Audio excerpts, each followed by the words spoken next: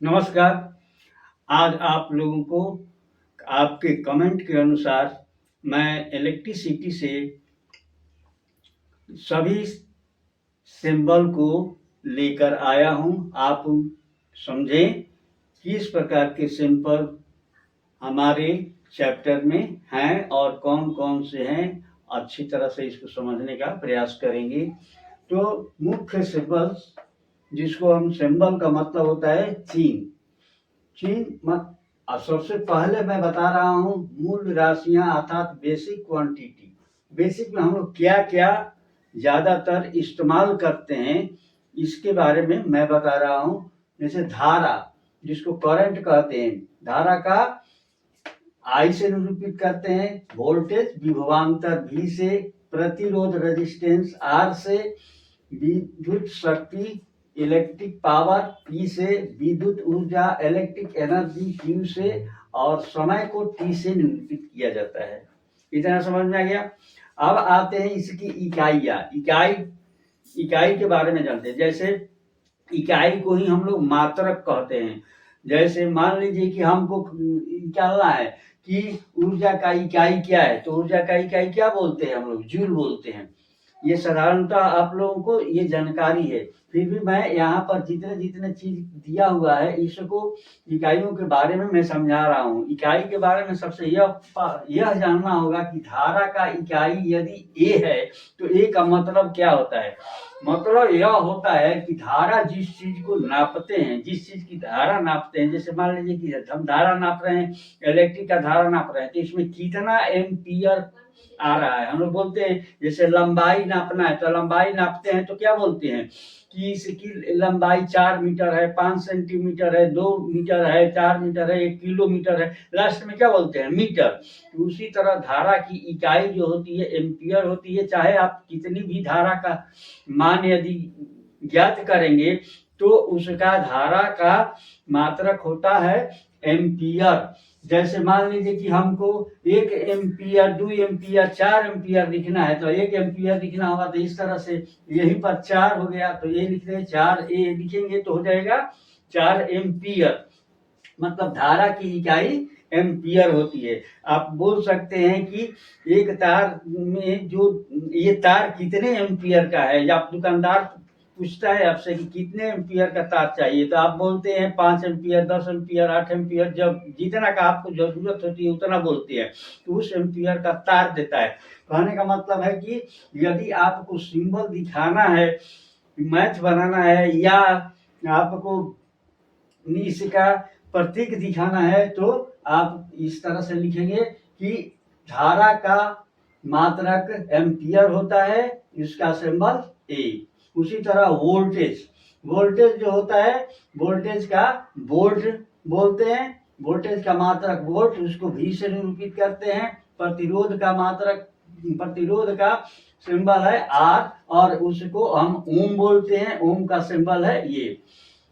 इस तरह से। उसी तरह से शक्ति, इसको P से निरूपित करते हैं, और इसका इकाई है वाट, W से निरूपित करते हैं। ऊर्जा मतलब एनर्जी का क्या होता है? जूल। एनर्जी का इकाई जूल, तो J से निरूपित किया जाता है। आवेश, जिसको Q से निरूपित किया जाता है, और इसका जो इकाई होता है उसको C से निरूपित किया जाता है, जिसको हम लोग कूलम बोलते हैं। आते हैं इधर सर्किट चिन्ह में विद्युत परिपथ, जो हम आप लोगों को बताए थे कि विद्युत परिपथ जिससे जोड़ा जाता है, बल्ब जोड़ा जाता है, रजिस्टेंस जोड़ा जाता है, तार जोड़ा जाता है, बैटरी जोड़ा जाता है, स्विच जोड़ा जाता है, तो उस चीज के जितने भी चीज इसमें जोड़े जाते हैं उसका अलग अलग प्रतीक होता है। जब एग्जाम होता है और सर्किट बनाना होता है, तो उसमें सर्किट में हम लोग चित्र नहीं बनाते कि ये बॉल है, ये स्विच है, स्विच का चित्र, बॉल का चित्र, बैटरी का चित्र नहीं बनाया जाता है, बल्कि इसमें किया क्या जाता है कि उसका सिंबल होता है, और उस सिंबल के अनुसार हम लोग सर्किट बनाते हैं। जैसे यहाँ पर देखिए सेल लिखा हुआ है। सेल का मतलब क्या? जो बैटरी हम लोग घड़ी वगैरह में लगाते हैं, बैटरी रेडियो में लगाते हैं, उसको हम लोग सेल कहते हैं। सेल का सिंबल है ये। ये एक तरफ प्लस और एक तरफ माइनस। क्योंकि सेल जो होता है हम लोग जो घड़ी में हम लोग लगाते हैं इस तरह का होता है, इससे लंबा होता है, जिसको पेंसिल कहते हैं। यहाँ प्लस होता है, माइनस होता है, और यहाँ पर एक इस तरह से चिन्ह दिया होता है, यहाँ पर एक गुंडी होती है। तो ये जो सेल होती है इसका चिन्ह है ये इस तरह का, मतलब एक है। लेकिन एक से अधिक यदि सेल को जोड़ा जाता है एक साथ तो उसको हम लोग कहते हैं बैटरी। ध्यान रखिएगा, एक है ये, तो ये हम क्या कह दिए, सेल। लेकिन एक से अधिक हो गया तो इसको बोलते हैं हम लोग बैटरी। जैसे ये इस तरह से, ये एक से अधिक, एक में कनेक्शन यदि हम करना चाहते हैं तो इसको कनेक्शन कैसे करते हैं, यहां से ये चला जाएगा, यहां से आएगा प्लस में,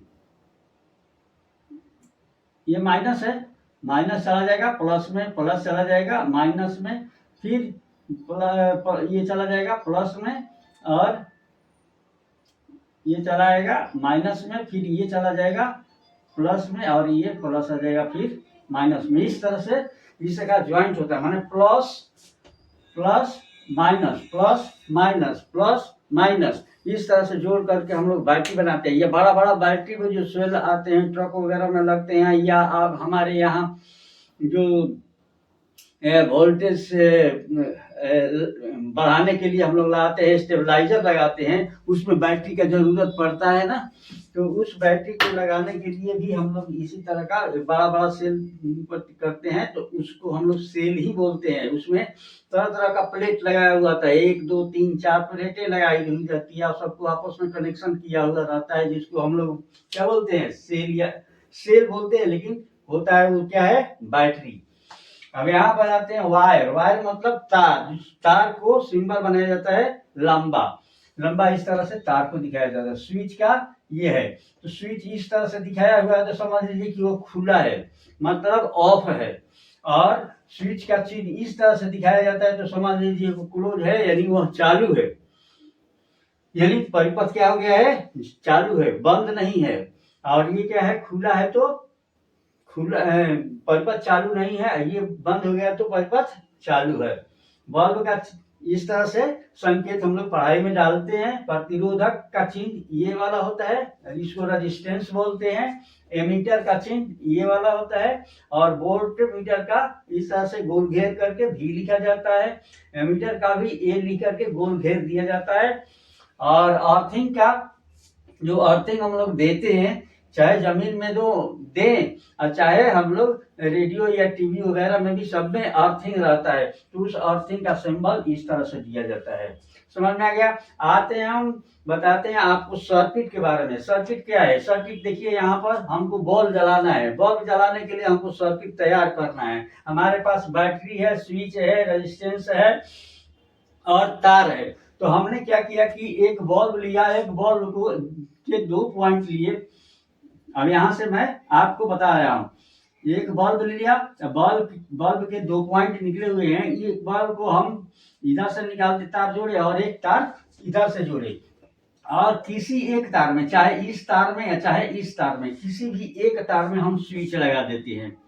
क्या लगाते हैं हम लोग, स्विच लगाते हैं। यहाँ पर स्विच लगाते हैं, और स्विच से लगा करके एक तार और निकाल देते हैं। ठीक है।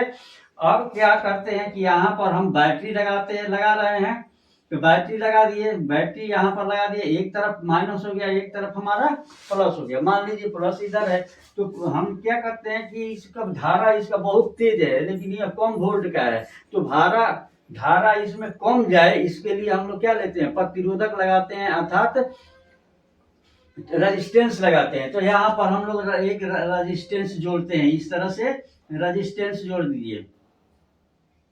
यहाँ पर देखिए मैंने रेजिस्टेंस जोड़ दिया, रेजिस्टेंस का देखिए ये चिन्ह है, यहाँ पर मैंने रेजिस्टेंस जोड़ दिया, रेजिस्टेंस जुड़ गया, बैटरी से लग गया, और बैटरी से यहाँ पर हम क्या कर दिए, इसको कनेक्शन यहाँ से करके इसको डायरेक्ट कर दिए, यहाँ पर जोड़ दिए। अब जैसे ही हम ऑन करेंगे, है ना, अभी खुला है, यदि हम ऑन करेंगे तो बल्ब क्या हो जाएगा, जलने लगेगा, और बैटरी को ऑफ करेंगे तो यह क्या हो जाएगा, स्विच को ऑन ऑफ करेंगे तो बल्ब क्या हो जाएगा, बुझ जाएगा। तो इस तरह से यदि किसी चीज का सर्किट बनाना होगा तो आपको ये सिंबल का प्रयोग किया जाता है, न कि इसके चित्र का। समझ में आ गया? तो इस प्रकार से आज मैंने आपको ये सिंबल दिखाया और इसके इकाइयों के बारे में समझाया। Thank you.